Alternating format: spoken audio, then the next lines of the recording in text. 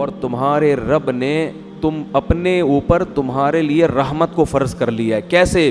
انہو من عمل منکم سوءا بجہالۃ، کہ تم میں سے اگر کوئی گناہ ہو بھی جائے نا کسی سے، اگر کبھی کوئی گناہ ہو بھی جائے، شریعت کی خلاف ورزی ہو جائے، ثم تاب من بعدہ واصلح، پھر وہ توبہ کر لے، تو اللہ غفور رحیم ہے، تمہارے گناہ کو معاف کر دے گا.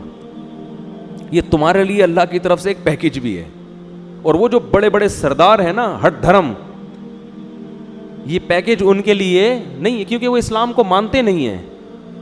تمہیں اللہ نے یہ آپشن دیا ہے کہ تم صحیح چلو، اگر تم سے غلطی ہو تو مایوس مت ہو، توبہ کرو، اللہ کیا کرے گا؟ معاف کرے گا. یہ رحمت اللہ نے اپنے اوپر فرض کی ہے، اور یہ رحمت ہر ایمان والے کے لیے، ہر ایمان والے کے لیے.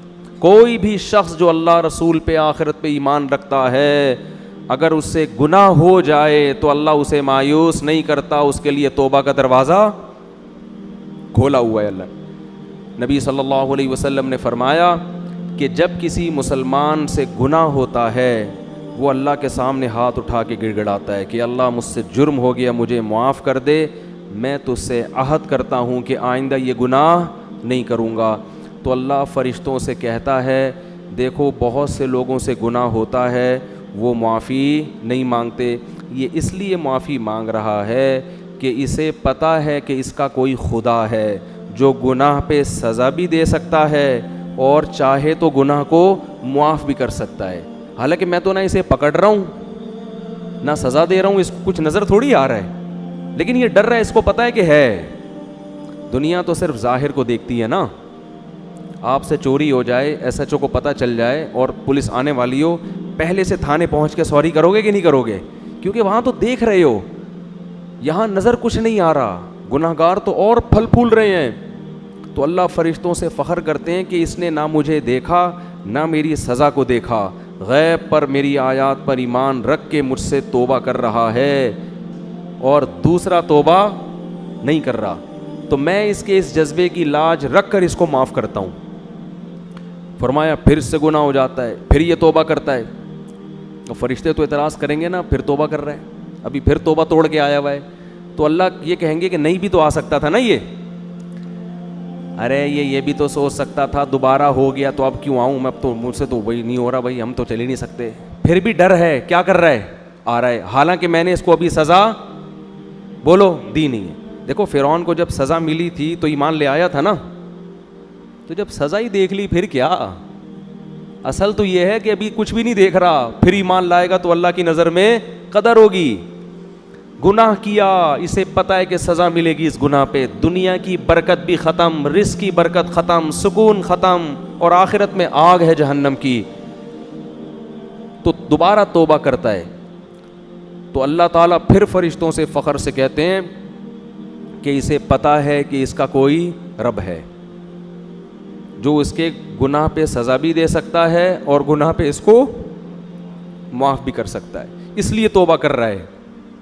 تو جب تک غیب کا معاملہ ہے نا، 100 بار گناہ سے تو گناہ کر کے 100 بار توبہ کرو گے نا، 100 بار بھی اللہ توبہ قبول کرے گا. لیکن جس دن دیکھ لیا اس دن قرآن کہتا ہے کہ زمین آسمان کی دولت بھی دے دو گے، ما تقبل منہم، وہ دولت بھی اللہ قبول نہیں کرے گا. ابھی فری میں توبہ قبول کر رہا ہے، اس وقت ساری دنیا کی دولت بھی عذاب سے چھڑنے کے لیے دو گے، اللہ وہ قبول نہیں کرے گا. جیسے فرعون ڈوبنے سے پہلے اتنا بنی اسرائیل کو قتل کیا، اتنا لوگوں کو مارا، ہزاروں بچوں کا قاتل، موسیٰ علیہ السلام کو ستایا، پھر موسیٰ علیہ السلام بنی اسرائیل کو لے کے نکلے، ان کے پیچھے بھاگا، اور جب دیکھا کہ راستے بن گئے اور موسیٰ علیہ السلام نکل گئے، اتنا بڑا معجزہ دیکھ لیا کہ اب تو یقین آ جانا چاہیے تھا اب میں کیا ہو جاؤں گا، برباد. لیکن ابھی سزا اپنی آنکھوں سے دیکھی نہیں ہے، اس وقت تک بھی اللہ توبہ قبول کرنے کے لیے تیار تھا.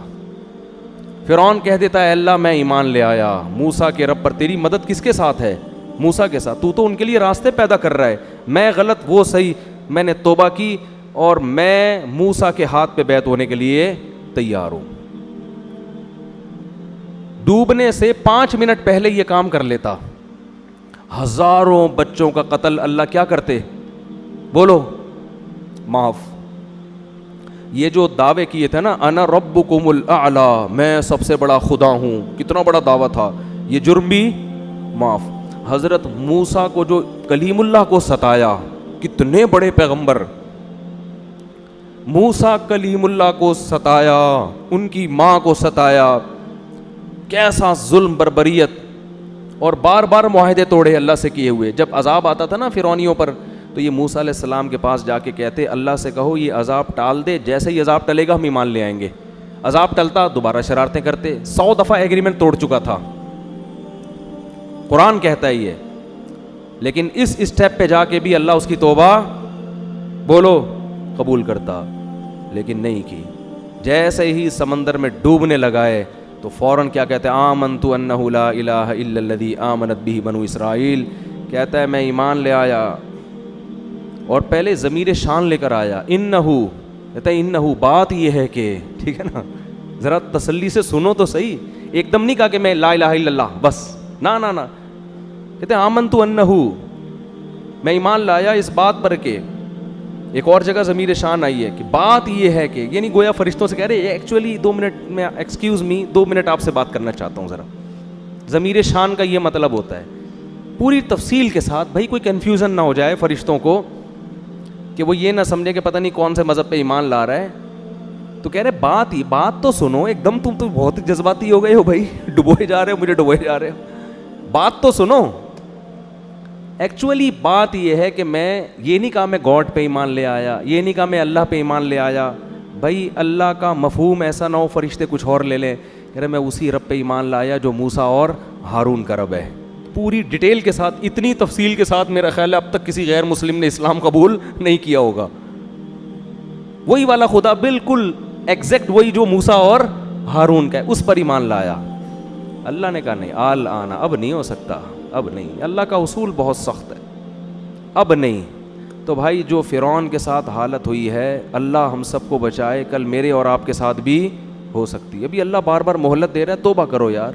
انٹرنیٹ پہ فحش فلمیں دیکھنے کی عادت پڑ گئی ہے، اللہ معاف فرمائے، چھوڑ دو اس کو، توبہ کرو، اللہ کے سامنے گڑ گڑاؤ، اور سزا کے طور پہ صدقہ خیرات کرو، روزے رکھو، ڈاکٹروں سے رابطہ کرو، نفسیاتی ڈاکٹروں سے، بھائی مجھے اس کی لت پڑ گئی ہے، مجھے کوئی، یہ انسان کا نا نفسیاتی مسئلہ بن جاتا ہے، یہ جو فحش فلموں کے عادی ہوتے ہیں نا، یہ باڈی کی ریکوائرمنٹ ہو جاتی ہے، جیسے نشہ ہے نا، ہیروئن اگر آپ نے چھوڑنی ہے تو صرف توبہ کافی نہیں ہے، پراپر علاج بولو ضروری ہے۔ تو ایسا ہی یہ جو فحش فلموں کی عادت پڑ گئی ہے، توبہ بھی کریں اور پراپر علاج بھی کریں اس کا۔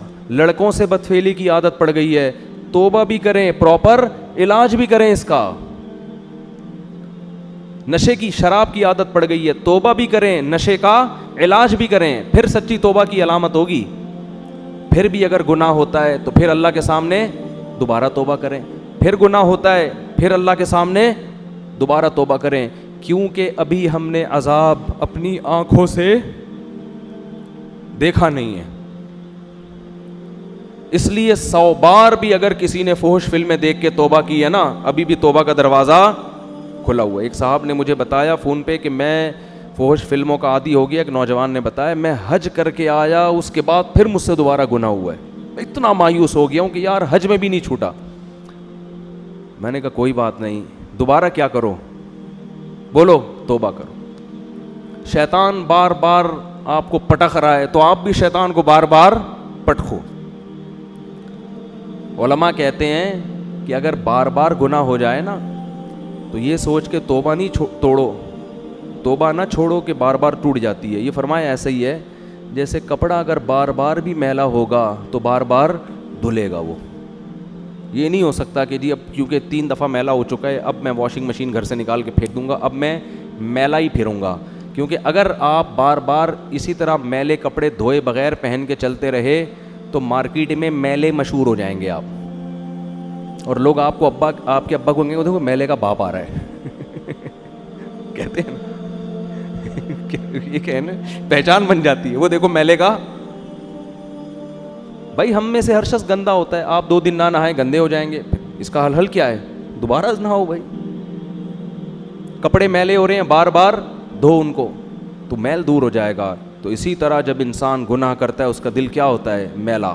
حدیث میں آتا ہے توبہ کرتا ہے تو دل کیا ہو جاتا ہے؟ صاف۔ تو اصل تو یہ ہے کہ گناہ نہ کرے انسان. جیسے اپنے کپڑوں کو میلا ہونے سے بچاتا ہے نا, یہ تو نہیں کہ چونکہ آج میں نہاؤں گا تو چلو میں گوبر میں کلا بازیاں کھاتا ہوں, کیونکہ آج تو ویسے ہی ایکچولی میں نے نہانا تو ہے ہی. کبھی دیکھا آپ نے بھئی ایک آدمی جمعے کے دن گوبر میں گٹر میں ڈبکی لگانے جا رہا ہے, لوگ کہہ رہے ہیں کیوں, کہہ رہے آج میں نے ویسے ہی نہانا ہے. تو میں نے کہا چلو گٹر سے ہو کے آ جاؤں, نہا کے تو ویسے ہی صاف ہو جاؤں گا. ابے تو جان کر کون گندا ہوتا ہے, وہ تو باہر کی گرد و غبار لگتی ہے, ڈسٹ وغیرہ, پھر انسان میلا ہو جاتا ہے تو واش روم بنے ہوئے, جاؤ بھائی نہاؤ. یہ تھوڑی کہ جا کے بار بار اس گٹر سے چوہے کی طرح گھس رہا ہے اور اس گٹر سے نکل رہا ہے. تو اسی طرح توبہ کی نیت سے گناہ کرنا حماقت اور بے وقوفی ہے کہ میں توبہ کر کے پاک ہو جاؤں گا, چلو یہ گناہ کر لو. توبہ کی نیت سے گناہ مت کرو. ہاں ہو جائے تو پھر کیا کرو, توبہ بار بار. تو اللہ کو توبہ کرنے والے بھی پسند ہیں. تو یہ پیکیج اللہ کی طرف سے اس وقت تک ہے جب تک گناہ کی سزا اپنی آنکھوں سے دیکھ نہیں لیتے. تو اللہ تعالی ہم سب کو گناہوں سے بچنے کی توفیق عطا فرمائے, اور اللہ نہ کرے کبھی کوئی گناہ ہو جائے تو فوراً سچی توبہ کی توفیق عطا فرما دے, دنیا سے پاک صاف ہو کے جائیں. سبحانک اللہم و بحمدک نشہد ان لا الہ الا انت نستغفرک و نتوب الیک.